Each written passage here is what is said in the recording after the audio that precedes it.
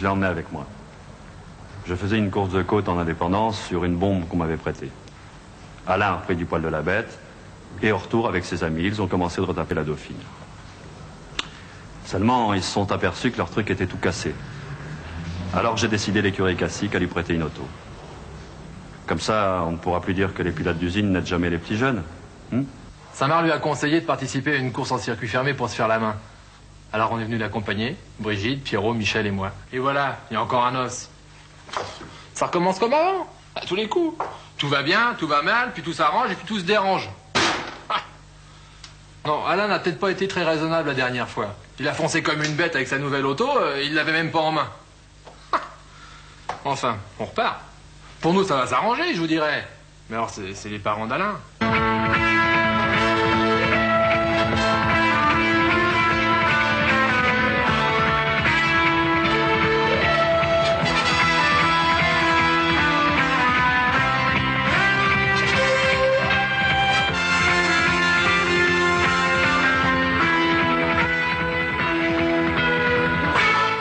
Très bien que si on lui retire la grange, ce sera des hurlements et des grincements de dents. Oh, bah ça, c'est un moindre mal, hein. Et de plus, ça ralentira ses activités sportives. Tiens, bonjour mon fils. Ça va, maman. Allez, dans tout ça. Alors, de quoi s'agissait-il? Oh, nous avons du matériel à rentrer et ça pose un problème. Ils ont prévu de le rentrer dans le hangar où est installé Alain. Et sortir toutes les autos. Ta mère voudrait en profiter pour mettre un point final à la compétition. Surtout depuis la dernière course où il a eu son accident. J'estime qu'il nous a menti. Il avait promis d'être prudent. Et tout le monde a confirmé qu'il roulait à des vitesses insensées. Il ne se rend pas compte. Quand j'y cours maintenant, j'ai peur du téléphone. Toute la journée. Qu'est-ce que tu en penses? Ça fait 6 mois qu'on n'écoute pas un mot de ce que je dis. Et maintenant, on me demande mon avis. Eh bien, vous êtes rapide. Vous comprenez vite. Alors maintenant, Alain n'a plus un rond. Il a sacrifié tous ses temps libres à la compétition. Il a vendu sa propre voiture pour en réparer une qui ne lui appartient pas. C'est-à-dire qu'il est quasiment obligé de continuer à courir. Et que, vu son état financier, il est quasiment obligé de gagner. Et vous apercevez maintenant que ça va trop loin. Pensez pas que c'est un peu tard, hein? Armand, je t'en prie. Ne te complais pas à jouer l'avocat du diable. Il y a simplement un problème à résoudre. Un de plus.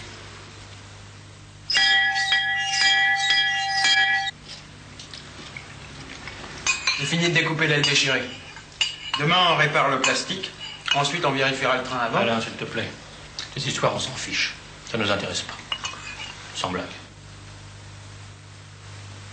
Si je vous ennuie, je peux dîner dans ma chambre. Je voudrais bien manger tranquille.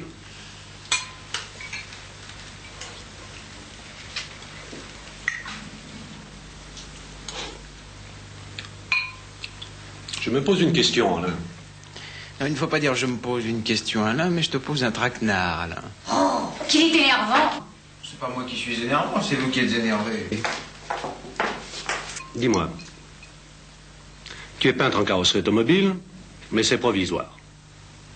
Tu fais de la compétition, mais c'est provisoire aussi. Alors je voudrais bien savoir quel sera ton métier, de quoi sera fait ton avenir. Comment l'imagines-tu, hein? Encore? La version de la semaine dernière ne te satisfait pas? C'est extraordinaire, c'est de moi qu'il s'agit et je suis le seul à ne pas être inquiet. Mais je sais très bien ce qui se passe. Dans ton esprit, il serait rassurant que je me case, que je me range des voitures et que je me trouve un petit boulot pépère. Mais moi, je n'en veux pas de ce truc. Si on me balance un avenir préfabriqué, je le bousille. Et pour mon métier, c'est pareil. J'aurais pas un métier. Je vais commencer par vivre de la compétition automobile. Ensuite, peut-être que je serai préparateur ou organisateur. Enfin, je serai encore autre chose dont j'ai pas la moindre idée. Mais il faut bien vous mettre dans la tête que ça ne m'angoisse pas de ne pas le savoir.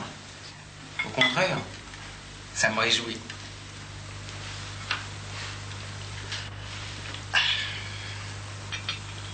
Merci. Bon, moi je suis fatigué, je monte. Au revoir, maman. Salut, papa. Salut, gros.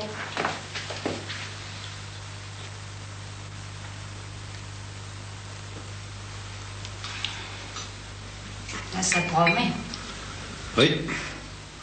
Il faut avouer que la variante de ce soir... Bon, bah je vais faire comme lui, moi. Au revoir, papa. Au revoir, maman. Je ne suis peut-être pas un illuminé idéaliste, mais j'ai les pieds sur terre. Je n'ai pas voulu le dire devant lui, mais Alain est coincé. Il a investi son dernier capital, l'argent de sa dauphine, pour réparer du matériel qui ne lui appartient même pas. C'est-à-dire qu'il est extrêmement vulnérable.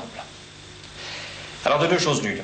Soit il pile auto, et il renonce pour très longtemps à la compétition automobile, s'endettant pour réparer. Soit Vauclair lui demande de lui rendre sa voiture, et il se retrouve en culotte courte. Dans les deux cas, la course est finie pour lui. Alors, Lagrange est libéré, et les problèmes sont résolus.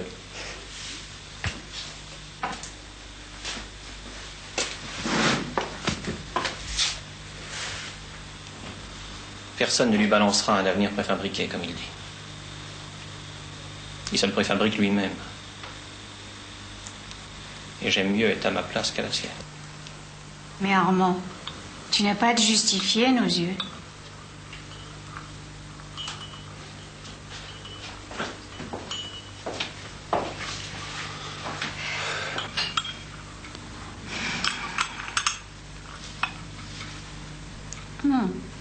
J'ai oublié de mettre du sucre.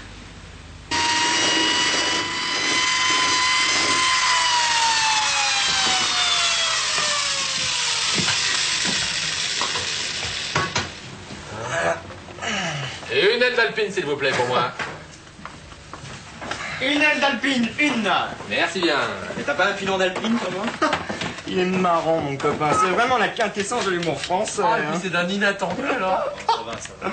Non, mais vraiment, vivement qu'on soit mécanicien d'usine. Parce que travailler à l'œil, le soir à la chandelle, c'était pas ma vocation. Voyons. C'est bien.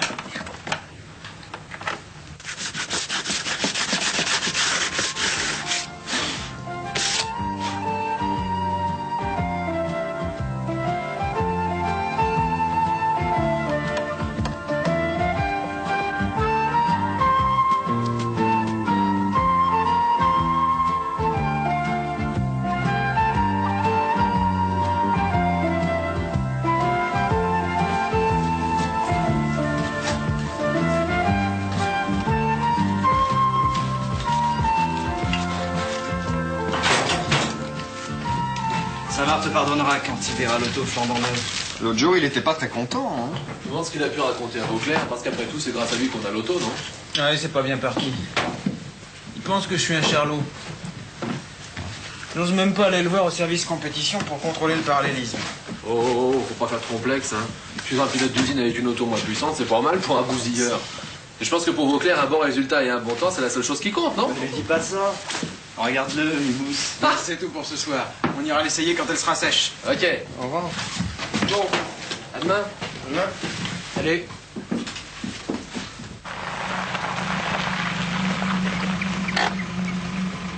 Salut. Ah. Encore une bonne journée de tirée, hein? Ah. Salut. Ça faut avouer qu'elle est magnifique. Oh. Oh. Ça, vous avez fait un drôle de boulot. Hein? Ah, mon frère, visage rose ou gros ventre à la langue fourchue. Tu vois, Alain, quand je vois cette voiture, eh ben, je comprends ta fierté. Ah oui, oui. Parfois, j'ai tendance à t'encourager. Seulement, je sais qu'il va t'arriver des bricoles. Méfie-toi. Tu es en train de t'engluer dans un épais cauchemar dont tu auras beaucoup de mal à te dépêtrer. Je ne me suis jamais senti aussi bien qu'en ce moment. Cauchemar, c'est toi qui l'inventes dans ta grosse tête. Tu n'as rien compris. Arrête, j'ai très bien compris. Maintenant, c'est un peu à ton tour d'essayer de me comprendre.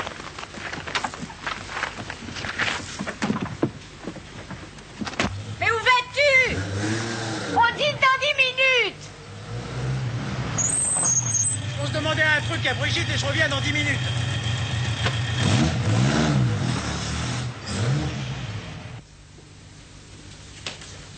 Elle est très belle. Quoi de neuf? J'ai une chose à te demander. Voilà, on va essayer l'Alpine en forêt. Pas pour aller vite, hein, juste pour la faire rouler. Je voulais te demander si tu voulais venir. Pour nous aider. Non mais tu te fiches de moi? Tu m'as bien regardé? Mais tu devrais aller demander à ta grande folle Sabine Machin, non? Écoute Alain, tu commences à me casser les pieds avec tes histoires et tes bagnoles. Je veux plus en entendre parler, j'en ai marre.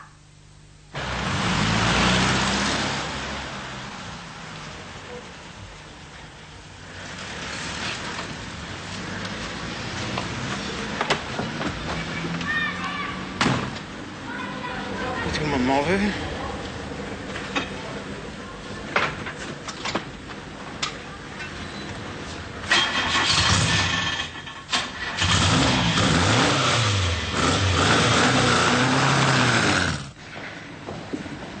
Moi, Gilbert, tu crois qu'on sera dans les temps? Oui, oui, oui.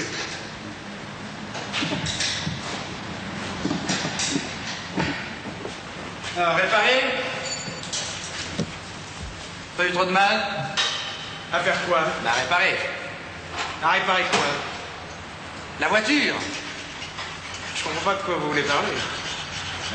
C'est bien mon auto. Oui, mais réparer. Non? Comment ça, non?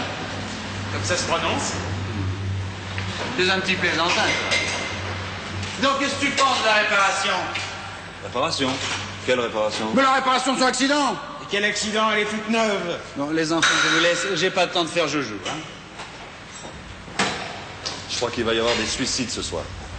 C'est bon, t'en fais pas, on a tout réglé, tout contrôlé, c'est impeccable. Ok, merci.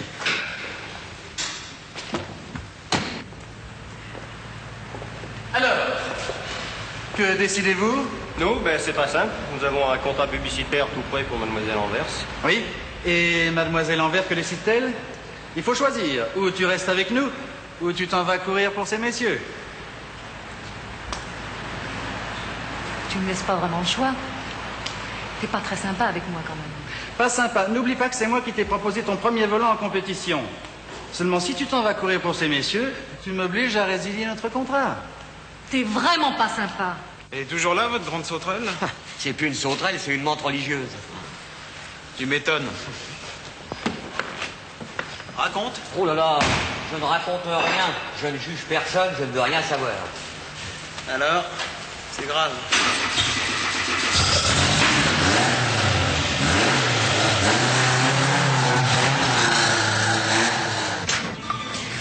Salut. Salut. Salut. Question à 100 francs, tu m'accompagnes pour essayer la bagnole en forêt? Réponse non, je dois rester au café. Tu as perdu, la bonne réponse c'était oui. Non, sérieux, mes parents sont sortis, je dois rester ici. Mon ami Michel? Il est pas là. Je sais pas, moi, va faire un tour tout seul. De toute façon, ça doit marcher, non? C'est ça.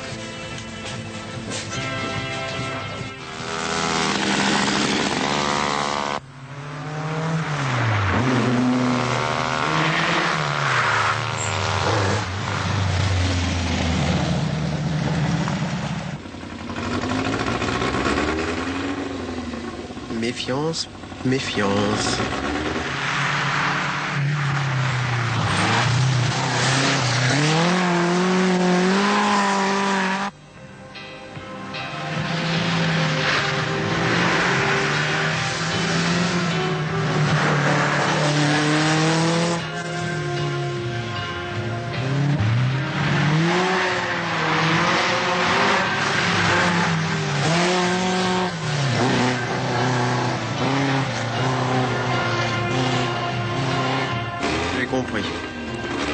Les Zoulous sont lâchés sur leur terrain de chasse.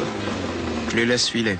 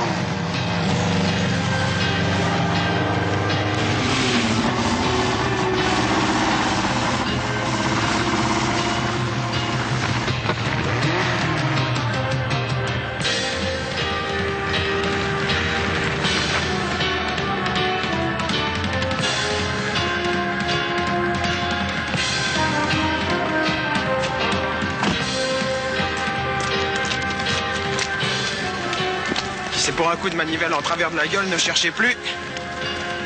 J'ai. Brigitte. Merci, merci.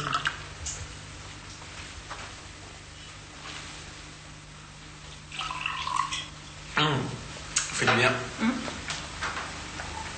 Et l'auto, c'est à toi? Eh oui, c'est à moi. Et qu'est-ce qui t'a pris de l'acheter? Je ne suis pas la seule bonne femme à conduire une auto, tu sais. Je sais. Mais pourquoi celle-là? Parce qu'elle va vite. Mais enfin, qu'est-ce qui t'a pris? Qu'est-ce qui m'a pris? Mais comment oses-tu me poser une question pareille? Il m'a pris que j'en ai assez de te voir jouer à la vedette alors que tu n'en es pas une. J'ai décidé de faire pareil. Ah. Si. Tu es une grosse cachetière. Mais du tout, je ne suis pas si grosse.